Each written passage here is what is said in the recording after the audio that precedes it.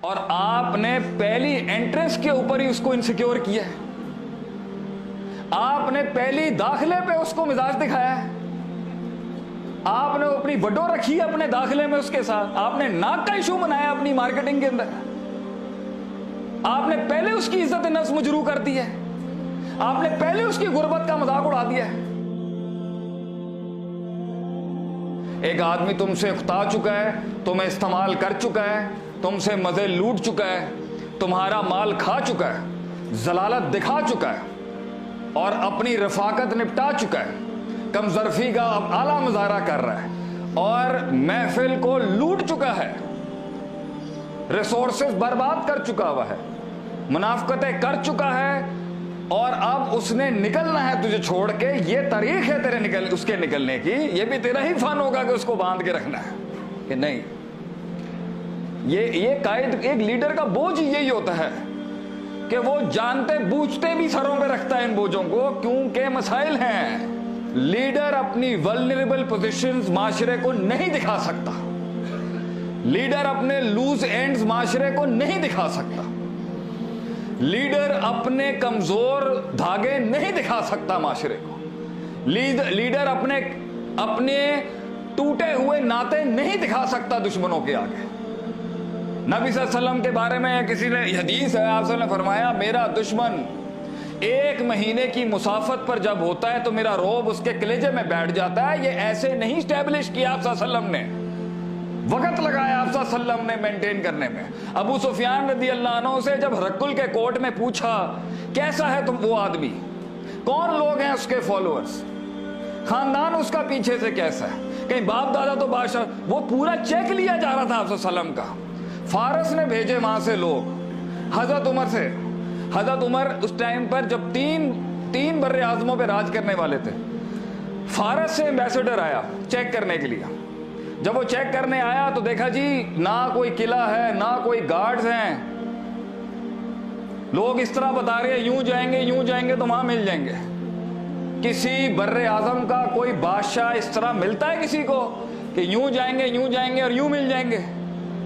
ये इंप्रेशंस थे एक लीडर के। तो बाहर जाके देखा कि एक तलवार रखी हुई थी। हजरत उमर बेचारे सो रहे थे, कोई गार्ड नहीं, कोई डर नहीं, कोई खौफ नहीं। ये लीडर इंप्रेशन क्रिएट कर रहा होता है दुश्मनों के ऊपर।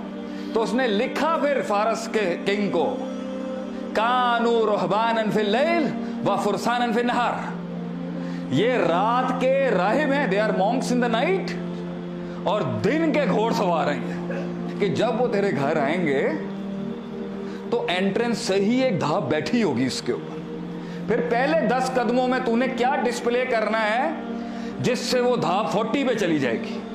फिर ड्राइंग रूम में बिठाने में तूने क्या करना है कि वो 50% धाप बैठ जाएगी उसके ऊपर। फिर पहली चीज जो तूने सर्व करनी है उनके आगे, तो उसमें वो कल्चर, वो नजाकत, वो तहजीब, वो तमद्दुन, वो तकद्दुस का क्या डिस्प्ले करना है कि वो 70% मां और कायल हो चुके हों कि यार ये बड़े लोग हैं। और फिर उस इंप्रेशन में जो तूने आके जो एंट्री करनी है, जो तेरा दाखिला होगा उस महफिल में, जिन कपड़ों के साथ होगा और जिन बालों के हेयर स्टाइल के साथ होगा और जिस लिबास और जिस अंदाज में तू उनसे पहली सलाम करेगा, ये इंप्रेशंस होते हैं उसके आगे।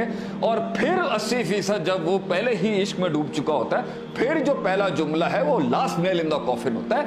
इंप्रेशन तो वो पहले ही बना चुके होते हैं। तो लोग आप सल्लल्लाहु अलैहि वसल्लम से मिलने जब आते थे ना, कायल वो पहले ही थे, बस उन्होंने देखना था कि ऐसा भी इंसान क्या वजूद रखता है। तो वो पहला जुमला ही होता था। सलमान फारसी सालों 100 सालों से इंतजार करते आए, बस वो देखना ही था। और वो फट पड़े वहां उनके पैरों में गिर के, फट पड़े वो अपने आंसुओं से गिर के। वो कैरिज्मा था, वो दम था आप सल्लल्लाहु अलैहि वसल्लम। और आपने पहली एंट्रेंस के ऊपर ही उसको इनसिक्योर किया है। आपने पहली दाखिले पे उसको मिजाज दिखाया है। आपने अपनी वडो रखी है अपने दाखिले में उसके साथ। आपने नाक का इशू बनाया अपनी मार्केटिंग के अंदर। आपने पहले उसकी इज्जत नफ्स मुजरू कर दी है। आपने पहले उसकी गुर्बत का मजाक उड़ा दिया है। आपने पहले उसके फन को जलील कर दिया। आपने पहले दाखिले के अंदर एक पेरेंट्स को, एक इंग्लिश स्पीकिंग स्कूल ने, एक गरीब मिडिल क्लास फैमिली को आपने गेट के ऊपर यह एहसास दिला दिया है कि वो गरीब आदमी से अंग्रेजी नहीं आती। इसलिए आपके पास सिर्फ वो छिलका आता है जो माशरे की क्रीम नहीं है। माशरे की क्रीम उनको मिलती है जो माशरे के लोगों को रिलैक्स करते हैं कि हम आपके जिगर के टुकड़ों को अपने जिगर का टुकड़ा समझ के पालेंगे। तब अपने लोग सीने के कलेजे देते हैं आपको आके, ले लें जी, कराएं शेख साहब, आप हमारे बच्चों को पढ़ाएं। इसके लिए बहुत देना पड़ता है। लीडर को खुद कितनी गुर्बतें अपनानी पड़ती हैं, उन गरीबों पे अपनी सल्तनत कायम करने के लिए उसे गरीब बनना पड़ता है। आप सल्लल्लाहु अलैहि वसल्लम दुनिया के रिचेस्ट मैन थे खैबर फतह करने के बाद, अमीर तरीन शख्स थे आप खैबर फतह, सब दे दिया। महाजिरीन को दिया, अंसार ने गिला कर दिया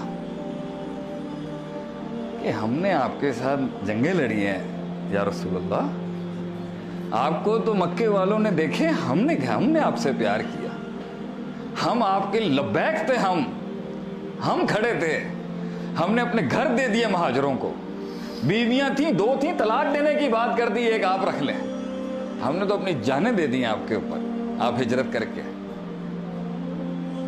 हम कहाँ हैं आप सल्लल्लाहु अलैहि वसल्लम? हम आप सब फिर लीडर का जवाब होता है, फिर वो जवाब होता है जो पूरी बेंच को कायल करता है, यार गल खत्म हो गई। क्या जवाब दिया सल्लल्लाहु? उन्हें तो मैंने माल दिया, तुम नबी लेके जा रहे हो, तुम्हें और क्या चाहिए? What a sentence from a great man. उन्होंने इसके ऊपर हैंड्स डाउन करके कहा, गल खत्म हो गई है। तो ये होती है एक